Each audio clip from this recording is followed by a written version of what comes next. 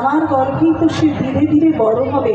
আমি খেলে যেরকম সে খাওয়ার পাবে, আমরা বলি না যে মা তুমি এই অবস্থায় ভালো করে খাওয়া দাওয়া করো, সন্তান খাবে কি?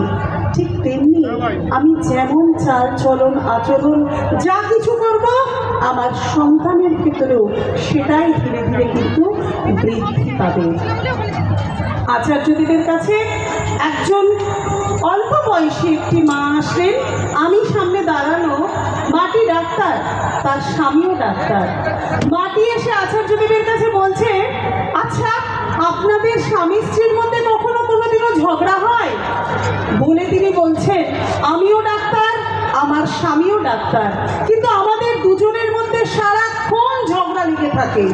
যতটুকুনি সময় দুজন দুজনকে সময় দিতে পারি, শুধু অশান্তি ছাড়া আর কিছু দেখি না। আপনার তো অনেক দিন বিয়ে হয়ে গেছে, তা আপনাদের বিবাহিত জীবনে অশান্তি আছে? আচার্যদেব তখন বললেন, আমি আমার বিবাহিত জীবনে কখনো জানি না ঝগড়া বা অশান্তি কি জিনিস, কারণ আমার স্ত্রী যেটা চায় সেটা আমি তার কখনো বাধার কারণ হই না, আর আমি যেটা চাই আমার স্ত্রীও কখনো আমার বাধার কারণ হয় না। তাই আমাদের মধ্যে কখনো কোনোদিনও অশান্তি হয় না। আরেকটি ভাই, তাই আমরা এই যে যাই না ঠাকুর বাড়ি, সেখানে গেলে তো শুধু শেখার জন্য যাই গো মা, কি করে জীবনটা একটা পেয়ে গেছি, কিন্তু এই জীবনটাকে সুন্দর করে কি করে পালন করব, সেটা যাওয়ার জন্যই তো ঠাকুর বাড়ি যাওয়া, আচার্য সঙ্গ করা। একটি ভাই আর একটি তার সদ্য বিবাহিত স্ত্রীকে নিয়ে দেওঘরে গেছে ঠান্ডার সময়। ঠিক এইরকম ঠান্ডার সময় দুজনে এসে স্বামী স্ত্রী প্রণাম করছেন আচার্যদেবকে। আচার্যদেব ভাইটির দিকে তাকিয়ে বললেন, কিরে তুই তো হাতে গ্লাভস পরেছিস, এত কিছু পরেছিস, তোর বউটার হাতে তো গ্লাভস নেই, দে খুলে ওর হাতে একটা গ্লাভস পরিয়ে দে ওকে, তুই নিজে থাক, তুই তো পুরুষ মানুষ, তোর লাগবে না, হাতের গ্লাভসটা দিয়ে দে। আচার্যদেব বললেন, আমার সামনেই দে। বলার পরে মাটি তখন দাদাটি সাথে সাথে গ্লাভসটি পরে তার স্ত্রীকে দিয়ে দিলেন খুলে।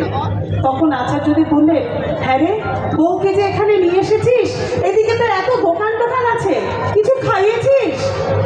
ছেলেটি বলছে, আগে আনন্দবাজারে খেয়েছে সকালে দুপুরে, আর এই সন্ধ্যেবেলা দেখবো যদি কিছু খাওয়াই। বললেন, শোন রে, এখানে এত দোকান আছে, বউটিকে একটু খাওয়াতে পারলি না? বউটির সাথে একটু প্রেম করতে পারছিস না? কত সুন্দর করে ভালোবাসা শিখিয়ে দিয়ে বললেন, শোন, মেয়েরা কি চায় জানিস?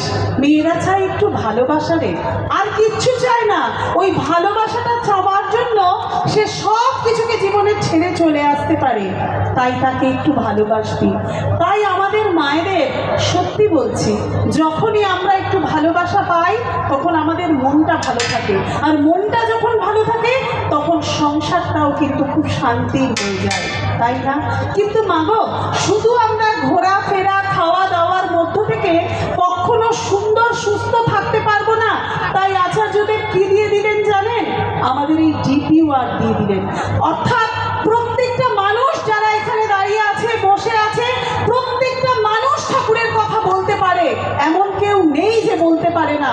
হয়তো এই মঞ্চে দাঁড়িয়ে সবার সুযোগ হচ্ছে না, কিন্তু বলতে পারেন। তাই তিনি আমাদের সেই সুযোগটা করিয়ে দেন যে প্রত্যেকের দুয়ারে দুয়ারে গিয়ে আপনারা তার জীবনে তাকে পেয়ে তার দয়ার অনুভূতির কথা দিয়ে দিয়ে বলুন। তাই আমি আজকে একটা সংসার, এই যে এলোমেলো সংসার কিভাবে ঠাকুরের দয়ায় সুন্দর হলো, তাই বলি।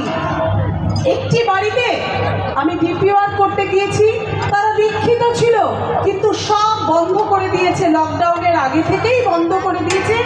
তার কারণ, তার বাড়িতে তার ভীষণ অশান্তি চলে। সেই অশান্তিতে সে ভাবে যে আমি কি করব ঠাকুরকে নিয়ে জীবনে চলে, আমার তো বাড়িতে অশান্তিই লেগে থাকে। তাই সে সবার আগে ঠাকুরের ইষ্টভীতিটাই বন্ধ করে দিল। তার মনে হলো আমি ইষ্টভীতি করে কি করব, তার প্রশ্ন। কিন্তু আমি বললাম, ঠাকুরকে যখন জীবনে আমরা ধরেছি, মাগো আমরা তো মা, আমরা যেই সন্তান জন্ম দিই না, তখন ওই সন্তানটার উপরে আমাদের কি টান থাকে, তার উপরে আমরা নিজেরা না খেয়ে তাকে খাওয়াই। আবার একটা স্বামীকে দেখুন, এই করোনার সময় যখন সবাই ঘরবন্দি হয়ে গেছিল, তখন কিন্তু একটা স্বামী, একটা পিতা, সে প্রত্যেক দিন কোনো কিছুকে ভয় না পেয়ে বেরিয়ে গেছে রোজগার আমার সন্তান, আমার পরিবারের মুখে আমি দুটো অন্ন তুলে দেবো কি করে? তাই এটাকে বলে টান, এটাকে বলে ভালোবাসা, এটাকে বলে প্রেম। তাই আমাদেরও ঠাকুরের প্রতি ঠিক এইরকম একটু প্রেম, ভালোবাসা, এই টানটা যেন থাকে।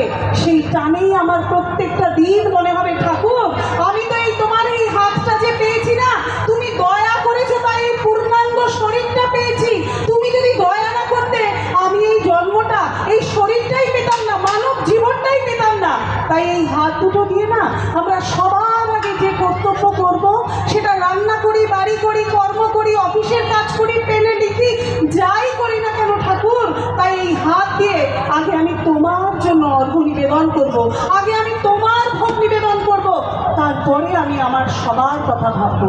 তাই ওই মাটিকে যখন আমি বললাম, মাগো তুমি ঠাকুরের ইষ্টভৃতিটুকু বন্ধ করো না, তুমি আগে ইষ্টভৃতি করে দেখো, গিয়ে দেখছি তার সংসারে প্রচুর অভাব। মেয়েটা বিয়ে হয়েছিল, মেয়েটাকে শ্বশুর বাড়ি থেকে নেয় না, মাটার সংসারে যে ভাত রান্না করে খাবে সেই চালটুকুও তাদের জুটছে না। তারা প্রত্যেকটা দিন মা মেয়ে ভাবছে আমরা দুজনে এবার আত্মহত্যা করে ফেলি, এছাড়া আমাদের আর কোনো রকম পথ নেই। সেই সময় তার কাছে ডিপিআর করতে যাওয়া, আর তাকে ঠাকুরের কথা বলা, আর তাকে প্রত্যেক দিনের জন্য যে কাল থেকেই তুমি শুরু করে দাও ইষ্টভৃতি।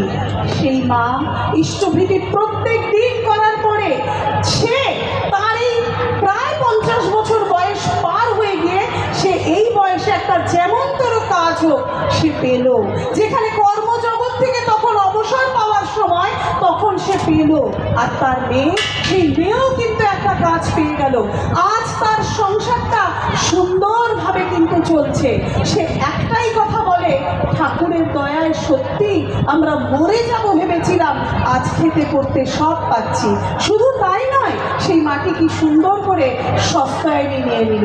তাই আমাদেরকে ঠাকুর এই যে প্রত্যেকটা মানুষের দুয়ারে দুয়ারে গিয়ে তাকে বাঁচাতে হবে। মা আমি যে ফ্ল্যাটটাতে থাকি না, ঠিক আমার ওপরে সেই মাটি, মনে হয় লরেটো স্কুলে হয়তো কিছু মানে একটা ইংলিশেরই হবে টিচার ছিলেন।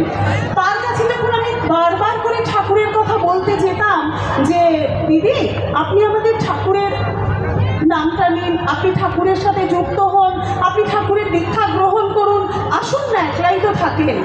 আমাকে একদিন উত্তর দিল, আমার কোনো কিছুর অভাব নেই জানো তো, তাই তুমি আমাকে কেন ঠাকুর ঠাকুর করতে বলছো বলো তো? আমার ঠাকুর ঠাকুর করার এখন বয়স নয়, বা আমার সেরকম মনে হয় না আমার ঠাকুরের প্রয়োজন আছে। সেই মাটি হঠাৎ করে কোনো একটা অসুখ হলো। অসুখে হওয়ার পরে সেই মাটি বিছানায় প্রায় শয্যাশায়ী, আর বিছানা থেকে উঠতেও পারে না, চলতেও পারে না। যে মানুষটির এত অহংকার ছিল যে আমার ঠাকুরের কিসের প্রয়োজন বলতে পারো, আমার তো সব রয়েছে, বাড়ি গাড়ি, বম্বেতে একটা ফ্ল্যাট রয়েছে, এখানে একটা ফ্ল্যাট রয়েছে, আমি কেন ঠাকুর ঠাকুর করবো, আমার কিছুর অভাব নেই।